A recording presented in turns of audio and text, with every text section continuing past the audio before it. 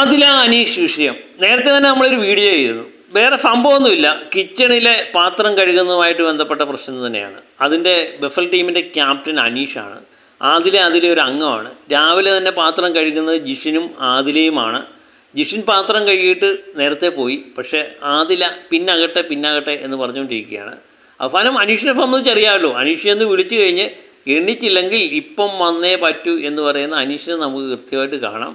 അനീഷ് അതിൻ്റെ ഗെയിമാണ്. അനീഷ് അവിടെ നിന്ന് പിന്മാറത്തില്ല. അനീഷ് വേറൊരു അക്ഷരവും പറയത്തുമില്ല.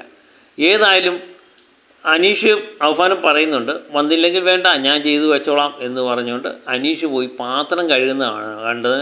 അപ്പോഴത്തേനും ഓളം തന്നെ ആദില ചാടിത്തുള്ളി അനീഷിൻ്റെ ബെഡ് എടുത്ത് കളയുന്നു, തലയാണി എടുത്ത് കളയുന്നു എന്ന് വേണ്ട.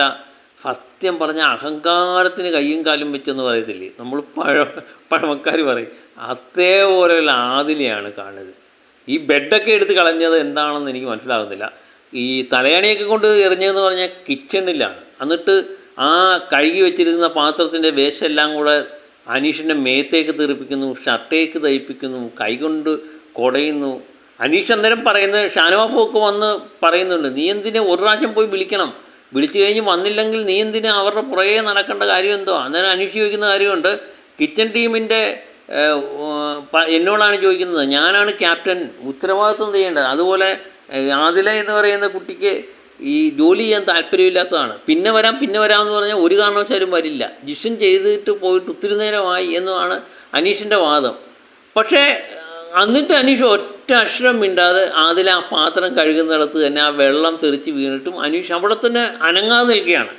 ഇത് കൃത്യമായിട്ട് അനീഷിൻ്റെ ഒരു ഗെയിമാണ്, അത് ഉറപ്പ് തന്നെയാണ്. കാരണം ആദില എന്ന് പറയുന്ന വ്യക്തിയുടെ തനി സ്വഭാവം പുറത്ത് കാണിക്കുകയാണ്, തുറന്ന് കാണിക്കുക എന്നൊക്കെ പറയത്തില്ലേ, അത് തന്നെയാണ്. അപ്പോൾ ഇത്രയും നാളും നമ്മൾ കണ്ട ആദില അല്ല ഇപ്പം അനീഷ് തുറന്ന് കാണിക്കുന്നത്. കറക്റ്റ് സ്വഭാവമാണ് ഇപ്പം തുറന്ന് കാണിച്ചുകൊണ്ടേയിരിക്കുന്നത്. കാത്തിരുന്ന്